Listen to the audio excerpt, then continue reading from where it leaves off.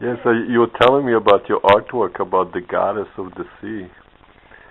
Yes, I was mentioning that Jemaja is one of the goddess of the sea.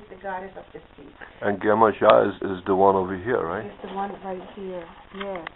She is sometimes being represented. Where can people see this, by the way? Just what's the name of the site? The site is imnaarroyo.com. All right, so it's IMNAARROYO.com. Okay, cool. Okay? And Jemaja lives in the bottom of the ocean. And I have this part over here which represents the waves. And I have 7 of them because in Yoruba mythology, Jemaja came into the world in 7 different incarnations. She's also represented she lives in the clouds, she's in the wells, she is the river, she is the water, she is the ocean itself. And she is the sustainer of life. From her, all life begins. So, in this particular piece, these are woodcuts that are 4 feet by 6 feet. They're printed on both sides, and they are tied to wood over here. And then I wanted to make them look. It is a house. It's called La Casa de Jemaja, the house of Jemaja, and I wanted to look like a tent. That is a house that is flexible. You can carry it with you. This particular photograph came from an exhibition in La Habana, and it was easy to just put it in a suitcase and carry it. I want to make art that is easily transportable, because for the artist, one of the things that is very difficult for the artist is transport the work. Otherwise, you need trucks, you need other people that will come and pack the work. If you can make art that is portable, then it's more accessible to people. And that's one of the things as an artist that I keep in mind. Huh. By the way, what tradition is that from, the goddess Jemaja?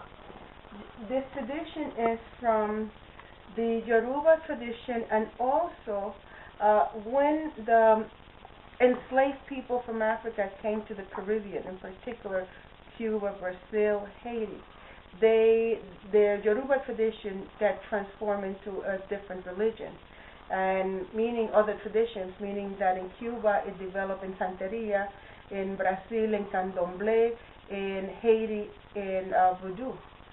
Well, the same deities that exist in Nigeria also exist in those places, but they slightly changed names. Also, originally came from Nigeria. It originally is from Nigeria. Oh, in Africa, nice. Yes. Wow, you sound like you could be a professor, maybe, or something. I am a professor. I teach at Eastern Connecticut State University. Wow, what a coincidence. Then another work that is related to the ancestors. This piece is called The Ancestors of the Passage. And this one is a print. It is a colorgraph and lithograph. I could see it a little bit closer. And here the spirit of the ancestors are emerging from the water, and in the bottom of the water you see the rest of the ancestors. One of the things I was quite interested in doing this is let me see if I can get you a better little.